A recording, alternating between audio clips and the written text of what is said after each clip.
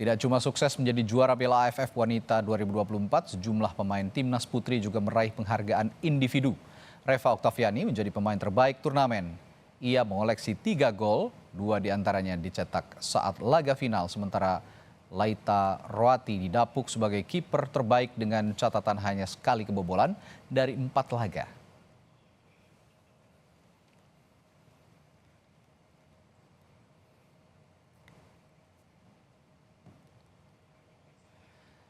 Selanjutnya, usai juara AFF 2024, timnas putri akan berlaga dalam ASEAN Women Championship 2025 yang diikuti 8 negara.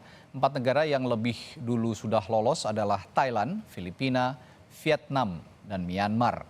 Mereka merupakan semifinalis ASEAN Women Championship 2022. Kemudian 3 negara berikutnya, Indonesia, Singapura, dan Kamboja. AFF 2024 merupakan ajang kualifikasi untuk ikut ASEAN Women Championship. Negara peserta terakhir adalah Australia yang cukup lama absen di turnamen ini.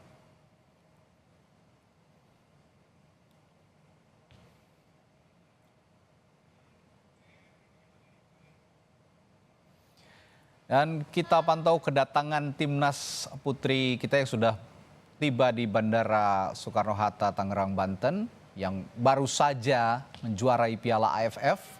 Dan ini adalah momen membanggakan tentu saja bagi dunia sepak bola perempuan di Indonesia, bahwa ini sejarah untuk pertama kalinya timnas putri kita memiliki trofi yang cukup bergengsi, yakni Piala AFF 2024. Timnas putri Indonesia tiba di tanah air setelah berangkat dari Bandara Suwarnabhumi di Thailand, di Bangkok, Thailand. Tadi sekitar pukul 2 siang bertolak dari Thailand, dan pukul 17:05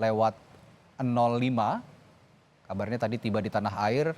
Pesawat yang mereka tumpangi sudah mendarat di tanah air dan sekarang akan menuju ke bus untuk kembali ke kediaman masing-masing. Namun kita harus pastikan dulu apakah kedatangan timnas putri ini juga nantinya juga akan disambut oleh Kementerian Pemuda dan Olahraga dan juga beberapa jajaran pemerintah, dan termasuk juga PSSI sebagai Federasi Sepak Bola Indonesia.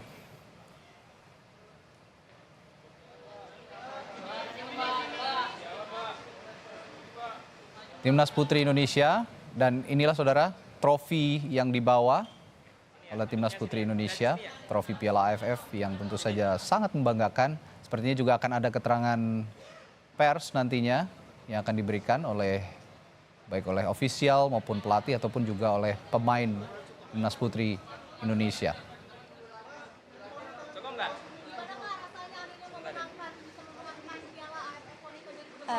Alhamdulillah, kami sangat bersyukur bisa diberikan kesempatan untuk mendapatkan piala ini dibawa ke Indonesia. Persiapannya cukup panjang ya. Kita dari TC di Jepang 1 bulan dan di Belanda 10 hari. Kita di Jepang banyak uji coba dengan tim-tim hebat, dan di Belanda pun kita uji coba dengan timnas Belanda. Jadi itu yang buat kita makin kuat di defense, jadi makanya kita kebobolannya sedikit. Kamboja.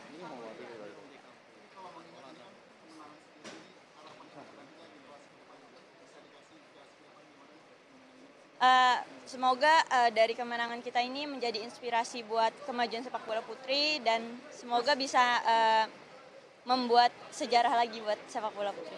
Apakah ini jadi momentum agar Liga 1 putri diadain lagi? Iya betul, jadi momentum dan pemacu karena kita salah satu negara yang di event itu tidak ada liganya. Jadi semoga kedepannya bisa ada liga. Persiapan kita serahin ke pelatih aja karena kita ngikutin jadwal dari pelatih. Agenda selainnya apa, Kak? Agenda selainnya? Belum tahu sih, jadi masih diserahin ke pelatih aja. Iya, diundang. Di sana kira-kira nanti akan ada pemilihan atau seperti apa? Tidak tahu ya, karena ya Eva boleh nanya ini buat masyarakat Indonesia. Oke, ini kita sudah bersama dengan pemain terbaik top scorer di mencetak 3 gol ya. Salah satunya gol paling cantik di gawang Singapura, Eva. bisa diceritain nggak perjalanan di AFF 2024 ini kayak gimana sampai akhirnya mencetak sejarah pertama kali setelah 20 tahun Indonesia berhasil membuat kopi Indonesia. Ya.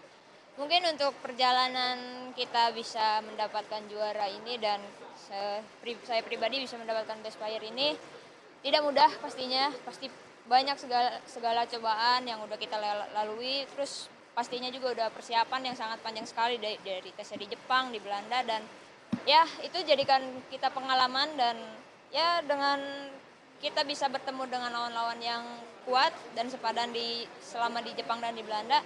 Ini menjadi modal buat kita kemarin selama di Laos, mental kita lebih siap lah. Siapa 2019 waktu Liga beberapa versi Bandung jadi juara, jadi pemain terbaik juga. Lalu hari ini juga jadi pemain terbaik lagi.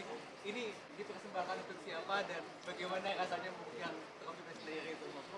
Pastinya ini dipersembahkan untuk semua warga Indonesia yang selalu mendukung kita dan selalu mensupport dan mendoakan kita selama kita bergulir pertandingan di sini, dan pastinya kalau untuk gelar best player ini saya persembahkan untuk diri saya sendiri, keluarga, dan kontribusi teman-teman selama di lapangan kemarin. Oke, Reva kan pernah merasakan jadi juara di Liga ya, tapi kemudian bertahun-tahun liganya nggak ada. Wacananya bakal akan dimulai 2026. Tapi dengan trofi piala ini, apakah mungkin akan mendorong nanti ketua umum agar liga diadain lagi? Ya kalau saya sih mungkin pengennya seperti itu ya, lebih dipercepat, lebih baik, karena ya persiapan kita juga di depan mungkin banyak event-event yang akan datang. Jadi ya mudah-mudahan dengan kita bisa membawa juara ini bisa lebih cepat juga liga digulirkan. Kalau Coach Mochi orangnya simple ya, nggak terlalu banyak bicara atau gimana. Jadi mungkin cuma menekankan beberapa hal penting lah ke kita tiap harinya seperti itu.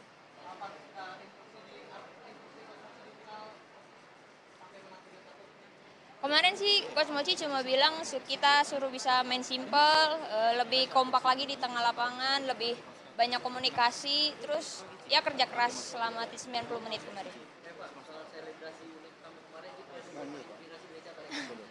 Cuma nggak sengaja ya itu selebrasi, nggak kepikiran gimana, tapi tiba-tiba aja keinget sama presnya Marcelino kan kemarin pas lagi lawan Arab, jadi coba aja buat selebrasi kayak gitu. Ini 3 gol yang kamu cetak nih, yang gol mana yang paling kamu akan kenang terus?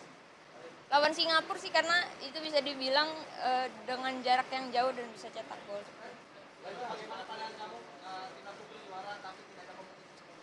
Ya itu menjadi mungkin menjadi tolak ukur buat para di PSSI, mungkin jadi harus segera digulirkan mungkin ya nggak ada liga aja.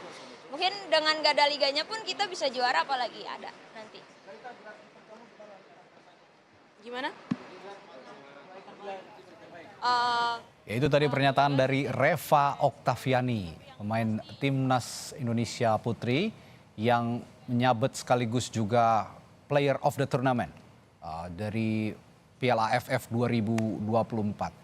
Saudara, selain pelatih dan federasi, capaian juara para pemain Timnas Putri juga tidak lepas dari dukungan orang tua.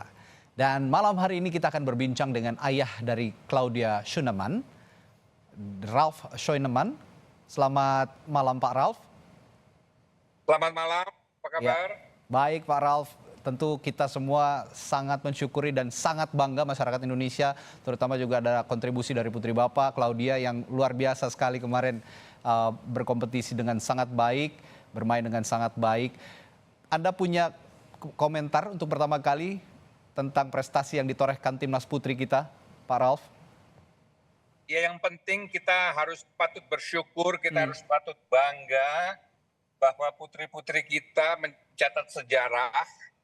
Untuk pertama kali kita bisa nyabet istilah yang AFF, dan ini dilakukan juga dengan kerja keras sebagai tim. Itu yang paling penting, bukan secara individu tapi sebagai tim. Ya. Dan saya lihat ini adalah batu loncatan yang bagus untuk masa depan. Oke, tentu saja nanti Timnas Putri ini juga akan menghadapi ASEAN Championship, Women Championship ya. Ini yang juga harus fokus, harus juga punya persiapan yang lebih matang.